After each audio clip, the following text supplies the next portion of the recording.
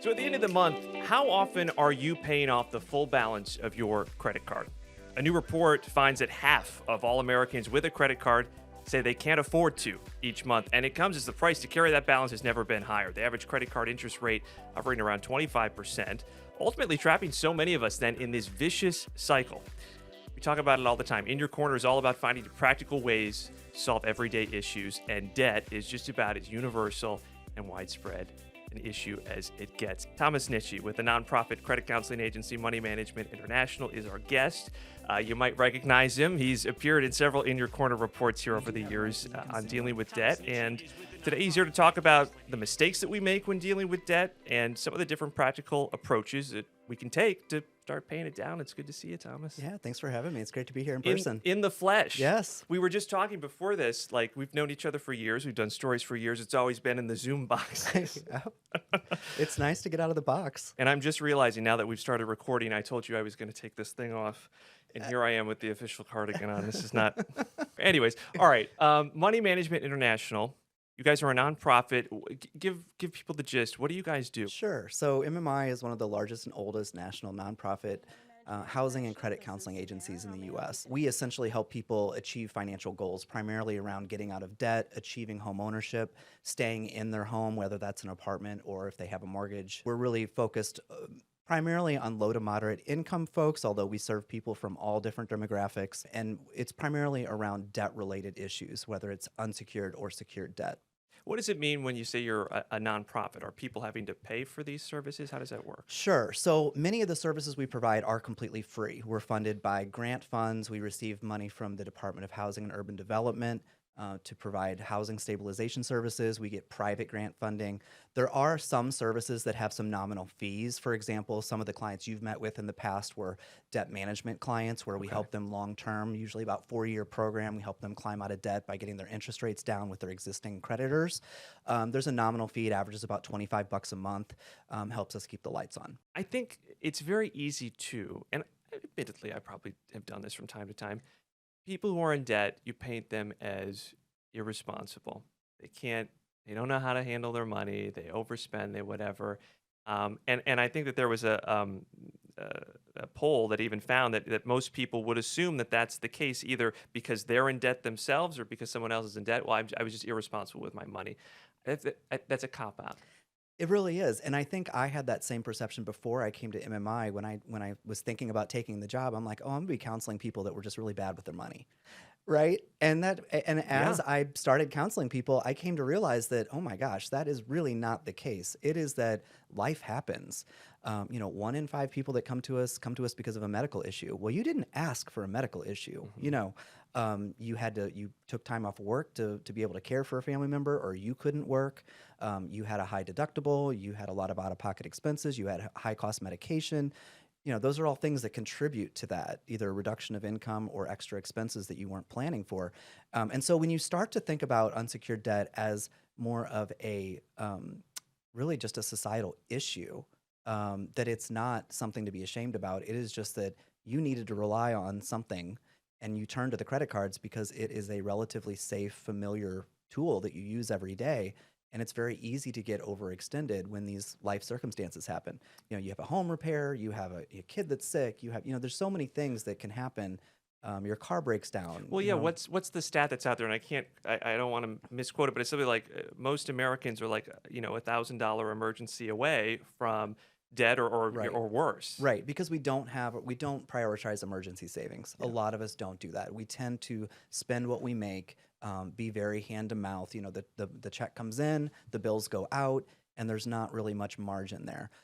Some people do have retirement funds, 401ks, 403bs, whatever, but not money just set aside in emergency savings that you would want to pull on, turn to instead of a credit card when a financial emergency happens. It's been, as I've done stories on this, and I've spoken with people who are dealing with debt, who have gone through you guys, who've learned how to manage it and pay it off. it has become very apparent to me that for a lot of people, it was not something that they were trying to do or intending to do or want. They don't want to be in that spot. They feel ashamed that they even got to that spot. And I always credit them. I thank them so much at the end of each interview, like for even being willing to talk about, not just talk about it, go Yeah. on camera and talk about it. Right. But there is such power there in sharing that and again going to like breaking down that stigma. If we Yeah. just need to talk about it. Yeah, I mean, I think it's really fascinating because I'm so fortunate to get to work with these clients every day. But it is fascinating to me that only about 4% of the people that we work with are willing to talk about it publicly. And that is Oh. despite us having a very high satisfaction score, right? These are all clients they're all very satisfied with what we do for them, but only 4% of them are willing to talk about it publicly. And it's because of that exactly. There's a stigma and shame. They don't want family members or friends or anybody, work colleagues, to know that they got into a lot of debt, even if it was at no fault of their own. It's just such a stigmatized topic. People would rather talk about almost anything than debt. I did a whole podcast episode on this. Like people would rather talk about religion and politics and like all of the other taboo Vaccines, things. Yeah, all sexual of, health, like everything else that you would feel like ick and uncomfortable, mhm. more than money. Yep. And it's this sort of deep psychological. Identity. It's our we, identity. We tie our self-worth Mhm. to our net worth. Yep. Yep. And so if you're dealing with a money issue, that's Mhm. a you problem that we internalize deep down, right? Yeah. I did something wrong, or I let my family Or down. I'm less than Yeah. because I can't Yeah. pay my bills. Right. Not that you fell on a hard time or something came up that you weren't prepared Yeah. for. And I think the past few years, if anything, have just showed us that, like, listen, cost of living has gone up so much. Inflation has been high for a long time. Wages haven't kept up with that largely, especially for low to moderate income folks.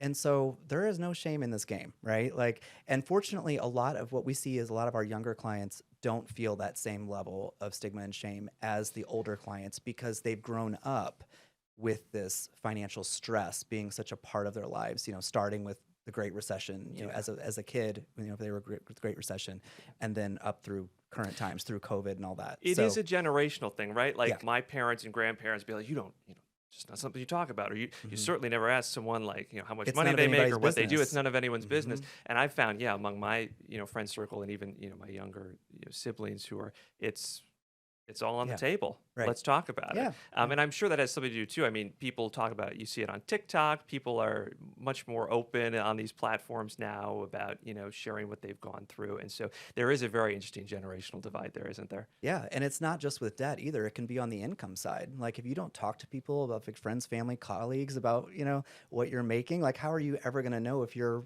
out of whack or if there's something, that shouldn't be happening, right? Like, so, there's You don't societal know. reasons about why it's stigmatized, You right? don't know what you don't know. And for a lot of us, it's put us at a disadvantage. Yep, absolutely. Let's talk about some of the biggest mistakes that people make when dealing with debt. You hit on one of them is just, first of all, waiting too long, even to seek help, right? So like, Yep. what happens then when people come to you? Inaction is one of the leading causes of more financial stress, and not finding a solution.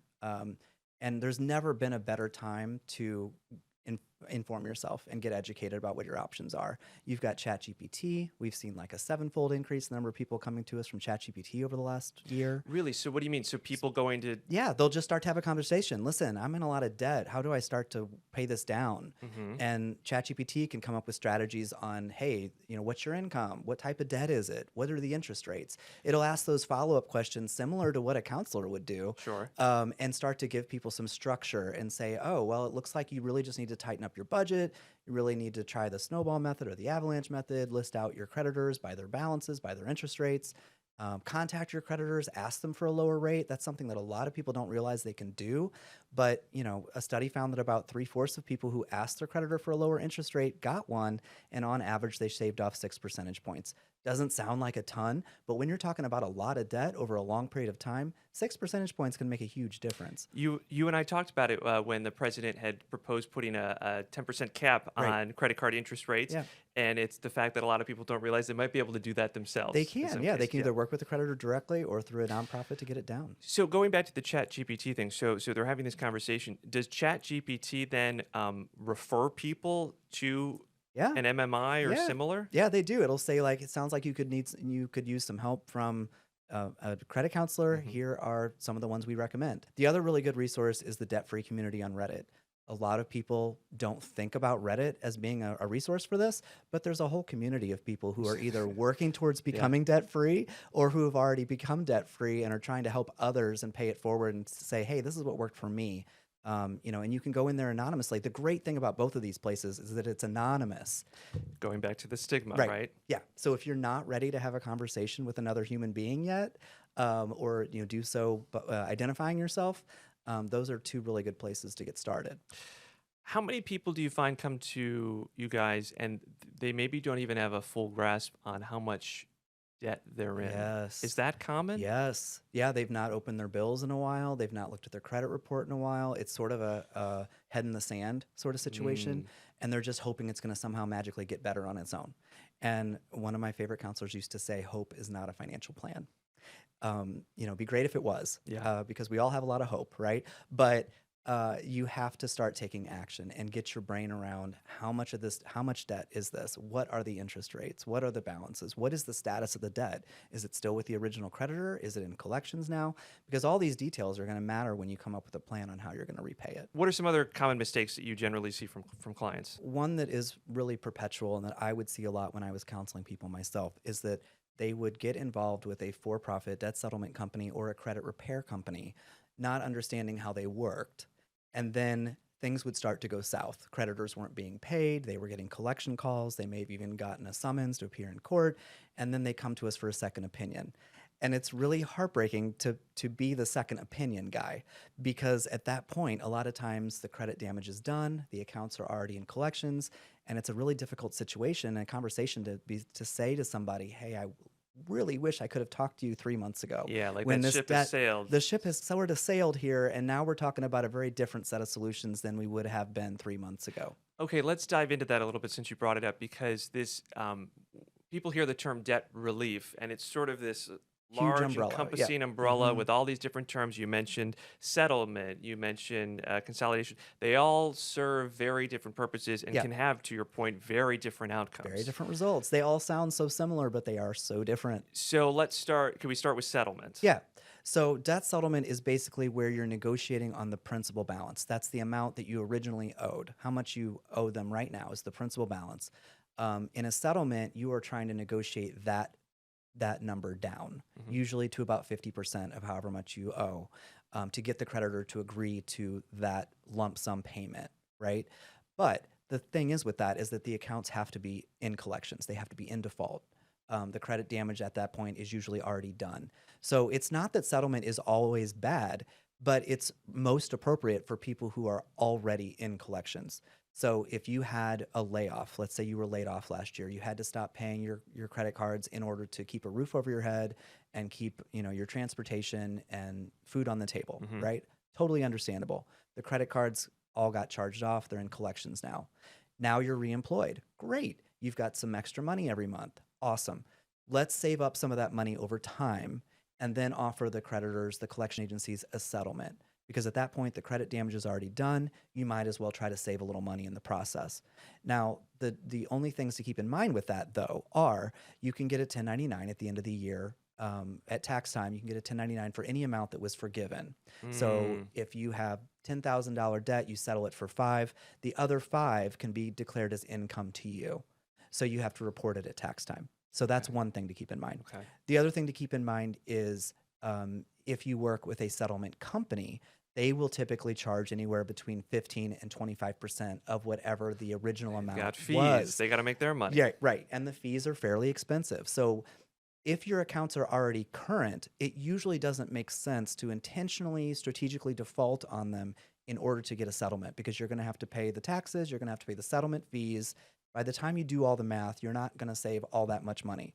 So it's not that settlement's always bad. Sure. It's just that it's there's a segment of the population that it's right for. Yeah. And sometimes people try to skip ahead. They're like, I'm just going to settle this when their accounts are already still current. So what we try to do at MMI is help people remain current, because our biggest concern is helping people maintain a good credit score, improve their credit over time, not do things that are intentionally going to damage it. You don't want people to like stop paying. We their don't want people bills. to intentionally default just to try to get a settlement in the future, because it's not in your best interest for your credit. There are some predatory practices in this area too, aren't there? Right, That right. can wind you're in hot water. Quick and easy, settle for pennies on the dollar. You know, they got a lot of the celebrity spokespeople. They have huge advertising budgets. And so essentially they just don't educate people properly up front. They don't explain that, all these accounts are going to go into collections. You're going to get collection calls. Your credit's going to be damaged. You might even get sued. They might try to get a garnishment or a lien against property to collect on it. And so then people will sometimes come to us for a second opinion, and we then have to educate them as to what they got themselves into, what the options could have been had they come to us a little sooner, and then a path forward. What happens now? So you got settlement. Right. Then there's consolidation. Consolidation loans. So people who have good credit can talk to a bank or credit union about a consolidation loan. That's where you take out a new loan. It's a new line of credit to pay off higher interest credit card debt. So the new loan probably has like maybe a 10% interest rate, and you're paying off credit cards that have a 30% interest rate. You're consolidating the payments, getting them all paid off. You have just one lump sum payment. That's great if you can stick to the payment, and if you also can find the discipline not to continue to use the credit cards. Right, because now you've got two debts. Right, Yeah. because if you continue to use the credit cards, then you're going to end up right where you were. You're going to end up with the consolidation payment and the credit card payments. And interestingly enough, over the past 5 years, we've seen a significant increase in the number of people coming to us with both a personal loan and credit cards on their credit report. So they've already tried to consolidate. Meaning that in the past they have already tried to consolidate, and they have then racked up more credit card debt, and they're coming to us with not just credit cards but a personal loan and credit card debt. Yikes. So then, where do you go from there? Right. And it depends on who the credit cards are with and who the personal loan is with. Some personal loan companies will work with us in a debt management plan. Most credit card companies will work with us in a debt management plan. On average, that plan gets interest rates down to around 6-7%, consolidates the payment, much like a consolidation loan, but without a new loan. We're just working with the existing creditors, which brings us to the next option, which is a debt management plan through a nonprofit like MMI, where we work with existing creditors to get the interest rates down, consolidate the payments into one. You make the payment to the credit counseling organization. The credit counseling organization disperses the payments to your creditors every month. The key word there being every month. You got to keep on it. You got to keep up on the payments, and the organization you're working with, you should confirm, is going to be making payments to your creditors every month, because that's one of the biggest tells between a debt settlement company and a credit counseling organization. Are you going to make my payments to my creditors every month? All right, so make sure that the bills are still getting paid at the end of the day. Right. And usually that will be accompanied probably by, there's still a fee there, right? To get into one of those debt management Right. plans? It's typically a nominal fee versus, and it's a different fee structure, right? Like Okay. we mentioned earlier with a debt settlement company, it's usually a 15 to 25% of however much debt you enrolled. Yeah. A debt management plan is always just a flat monthly fee. It averages about $25 a month. And you just pay that every month for as long as you're in the program.